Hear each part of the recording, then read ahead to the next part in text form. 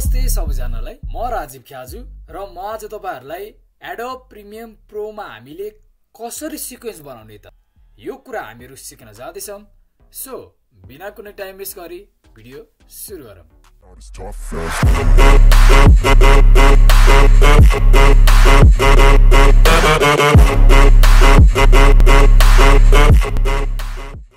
सुरुमा त हामीहरु एउटा नयाँ प्रोजेक्ट हामीहरु क्रिएट गर्छौं। क्लास 05 भनेर नाम राख्दिए। ब्राउज चाहिँ मैले डेस्कटपमा गरे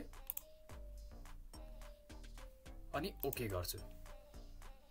ओके गरिसकेपछि एउटा यस्तो प्यानल आउँछ। अब चाहिँ हामीले एउटा प्रोजेक्टलाई चाहिँ हामीले इन्सर्ट गरौँ। जस्तै कि मैले डेस्कटपबाट एउटा प्रोजेक्टलाई इन्सर्ट गरे। इन्सर्ट गरिसकेपछि तपाईले प्रोजेक्ट विन्डोमा फ्रेम रेटको बारेमा देख्न सक्नुहुन्छ अनि भिडियोको इन्फोको बारेमा पनि देख्न सक्नुहुन्छ। 1600 भनेको चाहिँ हाम्रो युट्युबको लागि सिक्वेन्स नमिल्ने हुने भएकोले हामीहरु एउटा नयाँ सिक्वेन्स चाहिँ क्रिएट गर्नुपर्ने हुन्छ। सो त्यसको लागि हामीहरु के गरौँ भन्दाखेरि कीबोर्डबाट हामीहरु कन्ट्रोल एन प्रेस गर्छौं।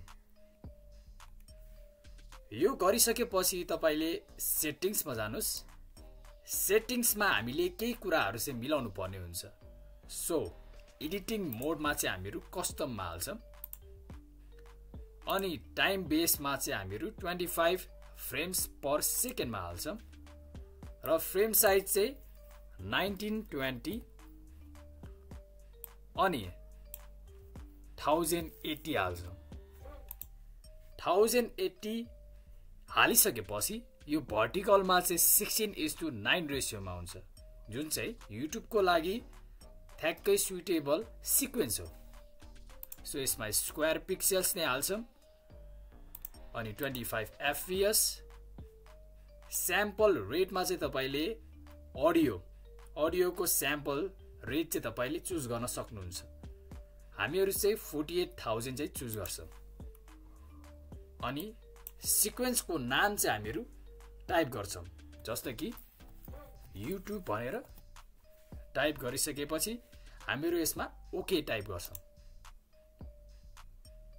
ओके टाइप गर्नेबित्तिकै तपाईले एउटा नयाँ सिक्वेन्स जुन चाहिँ युट्युब भनेर देख्न सक्नुहुन्छ। अब चाहिँ हामीले यो भिडियोलाई यहाँतिर यसरी इन्सर्ट गर्छौं। इन्सर्ट गर्नेबित्तिकै एउटा वार्निङ पनि तपाईलाई आउन सक्छ। This clip doesn't match the sequence settings. Change the sequence to match the clip setting भनेछ। यसमा चाहिँ हामीले keep existing settings मा हामीहरु क्लिक गर्छौं।